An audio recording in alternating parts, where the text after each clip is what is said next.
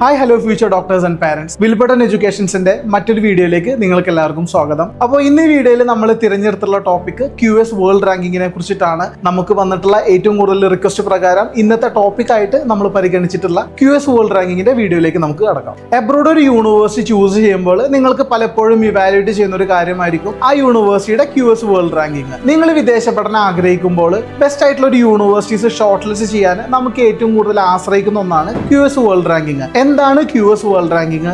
ഏത് ഏജൻസിയാണ് ഈ ഒരു റാങ്കിങ് നൽകുന്നത്? എന്തിന്റെ ബേസിസിലാണ് യൂണിവേഴ്സിറ്റീസിനെ QS വേൾഡ് റാങ്കിങ് ചെയ്യുന്നത്? QS വേൾഡ് റാങ്കിങ് അനുസരിച്ച് നിങ്ങൾക്ക് ബെസ്റ്റ് ആയിട്ടുള്ള യൂണിവേഴ്സിറ്റീസ് എങ്ങനെ ചൂസ് ചെയ്യും തുടങ്ങിയ QS വേൾഡ് യൂണിവേഴ്സിറ്റി റാങ്കിങ്ങിനെ കുറിച്ചിട്ടുള്ള ഇമ്പോർട്ടന്റ് കാര്യങ്ങളാണ് ഈ ഒരു വീഡിയോയിലൂടെ ഞാൻ നിങ്ങൾക്ക് എക്സ്പ്ലെയിൻ ചെയ്തു തരുന്നത്. Welcome all.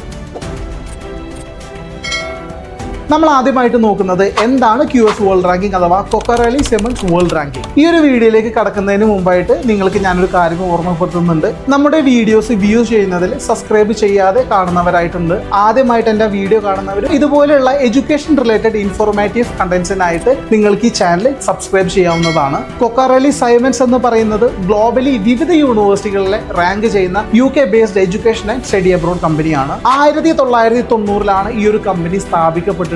ഇനീഷ്യലി ഈ ഒരു അതോറിറ്റി ബിസിനസ് സ്കൂളുകളെ മാത്രമായിരുന്നു റാങ്ക് ചെയ്തുകൊണ്ടിരുന്നത്. പിന്നെ അതൊരു ഗ്ലോബൽ യൂണിവേഴ്സിറ്റി റാങ്കിംഗ് സിസ്റ്റംസ് ആയിട്ട് മാറുകയായിരുന്നു. ബ്രിട്ടീഷ് മാഗസിൻ ആയിട്ടുള്ള ടൈംസ് ഹയർ എഡ്യൂക്കേഷൻ അഥവാ THEയുമായിട്ട് കൊളാബറേറ്റ് ചെയ്ത് 2004 QS അവരുടെ ആദ്യത്തെ യൂണിവേഴ്സിറ്റി വേൾഡ് റാങ്കിംഗ് പബ്ലിഷ് ചെയ്യുന്നത്. പിന്നീട് 2010 QS ഇൻഡിപെൻഡന്റ് ആയിട്ട് റാങ്കിംഗ് പബ്ലിഷ് ചെയ്യാൻ തുടങ്ങി. ഇന്ന് റൺ ചെയ്യുന്ന വേൾഡ് യൂണിവേഴ്സിറ്റി റാങ്കിംഗ് സിസ്റ്റങ്ങളിൽ വെച്ചിട്ട് ഏറ്റവും ട്രസ്റ്റഡ് സിസ്റ്റമാണ് QS.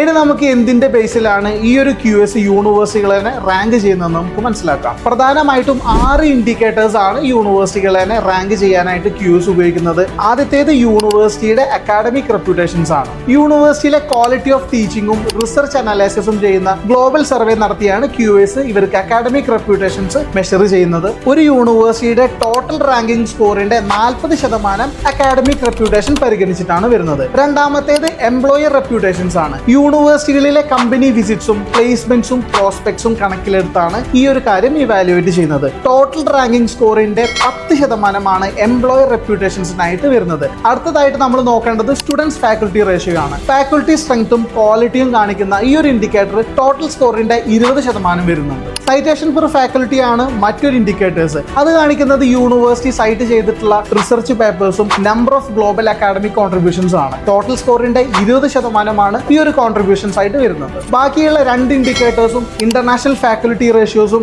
International student റേഷ്യോസുമാണ്.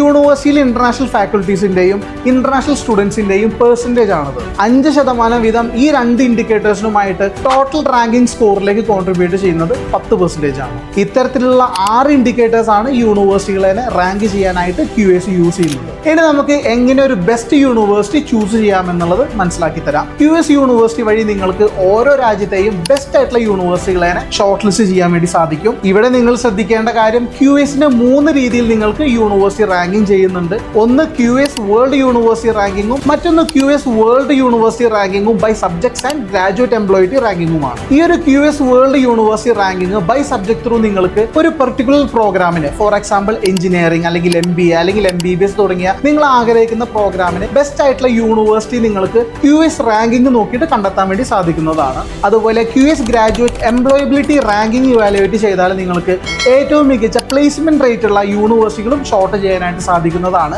ഈ ഒരു QS വേൾഡ് റാങ്കിങ്ങിലൂടെ യൂണിവേഴ്സിറ്റികളുടെ ഒരു overall performance in terms of അക്കാഡമിക്സും ഇന്റർനാഷണൽ റെപ്യൂട്ടേഷൻസും നിങ്ങൾക്ക് മനസ്സിലാക്കാനായിട്ട് സാധിക്കും. നിങ്ങൾക്ക് ആപ്റ്റ് ആയിട്ടുള്ള ടോപ്പ് റാങ്ക്ഡ് യൂണിവേഴ്സിറ്റി ചൂസ് ചെയ്യാൻ ഇത്രയധികം ഫ്ലെക്സിബിലിറ്റി ഈ ഒരു റാങ്കിങ് സിസ്റ്റം നിങ്ങൾക്ക് ഓഫർ ചെയ്യുന്നുണ്ട്. ഇനി നമ്മൾ ഈ വീഡിയോയുടെ കൺക്ലൂഷനിലേക്ക് വരികയാണെങ്കിൽ തന്നെ ഇന്ന് ഏതൊരു സ്റ്റുഡന്റും പാരന്റും സ്റ്റഡി അബ്രോഡ് ഏജൻസീസും ആയി കഴിഞ്ഞാൽ ഏറ്റവും അധികം ബെസ്റ്റ് ആയിട്ടുള്ള യൂണിവേഴ്സിറ്റികൾ തിരയാൻ ഫസ്റ്റ് ആൻഡ് ഫോർമോസ്റ്റ് എടുത്ത് നോക്കുന്ന ഒരു കാര്യമാണ് QS university ranking. Global education മേഖലയിൽ അത്രയധികം ക്രെഡിബിലിറ്റി ഉണ്ടാക്കിയെടുക്കാൻ ഈ ഒരു റാങ്കിങ് സിസ്റ്റത്തിന് സാധിച്ചിട്ടുണ്ട്. QS യൂണിവേഴ്സിറ്റി റാങ്കിങ്ങിനെ കുറിച്ചിട്ടും QS വേൾഡ് യൂണിവേഴ്സിറ്റി റാങ്കിങ്ങിനെ കുറിച്ചിട്ടും കൂടുതൽ കാര്യങ്ങൾ മനസ്സിലാക്കാൻ ഈ വീഡിയോ നിങ്ങൾക്ക് സഹായിച്ചു എന്ന് ഞാൻ വിശ്വസിക്കുന്നു.